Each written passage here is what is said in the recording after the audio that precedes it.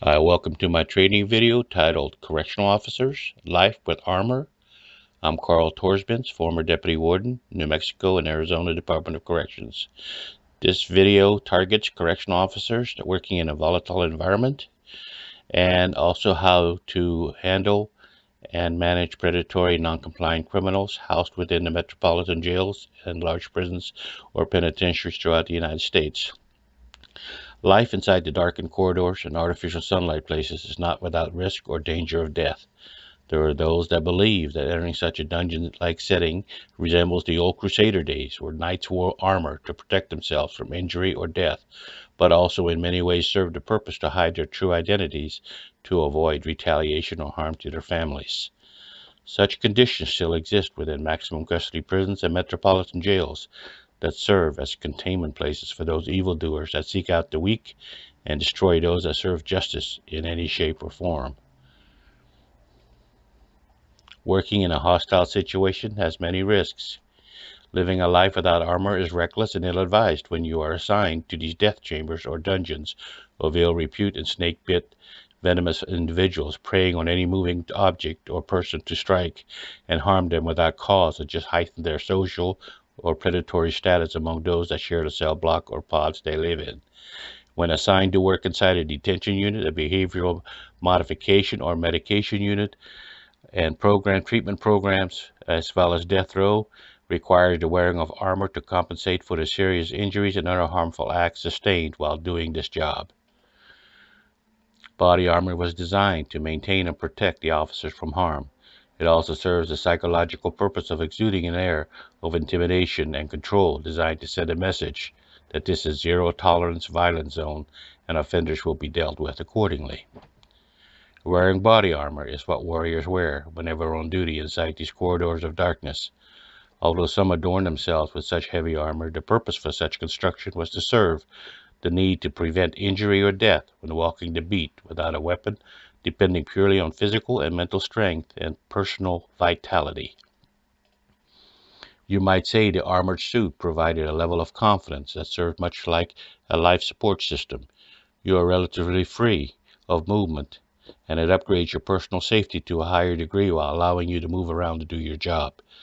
It's a low-maintenance item that can be donned on rapidly and taken off easily to resume normal movement and duties outside these danger zones.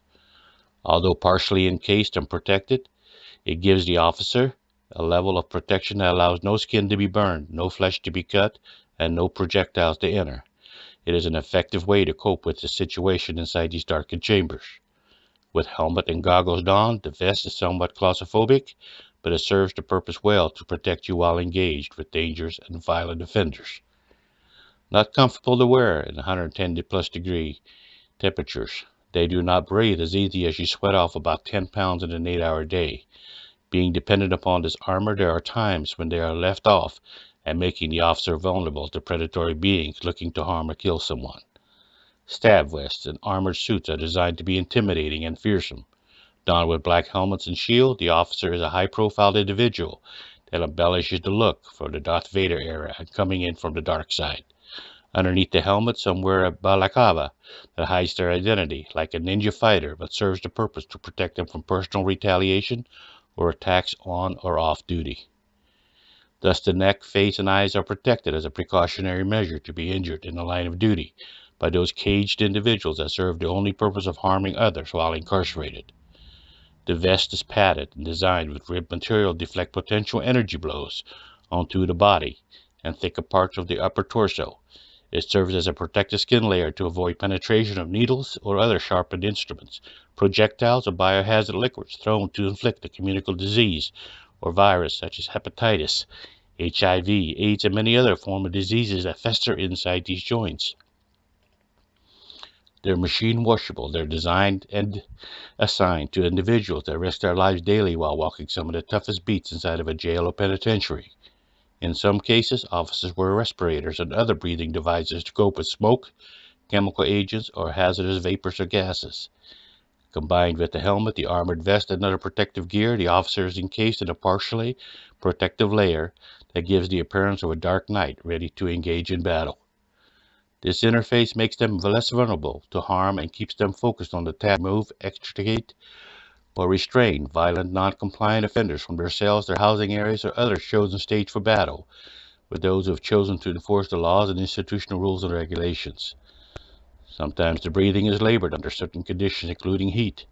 There are no evaporative heat dispensing units attached and filter tubes implanted into the vest to allow easier breathing under duress conditions. Likely not for everyone, wearing an armored vest and interface equipment requires a highly conditioned body and mind. It's not for the weak and meek, as it impairs breathing to some serious and uncomfortable uniform choices. As always, be safe, wear your armor where you're assigned to wear them, don't take shortcuts. I invite you to buy my books titled Wasted Honor series at www.com, amazon.com, and watch my YouTube training videos on CT Tourisman's channel.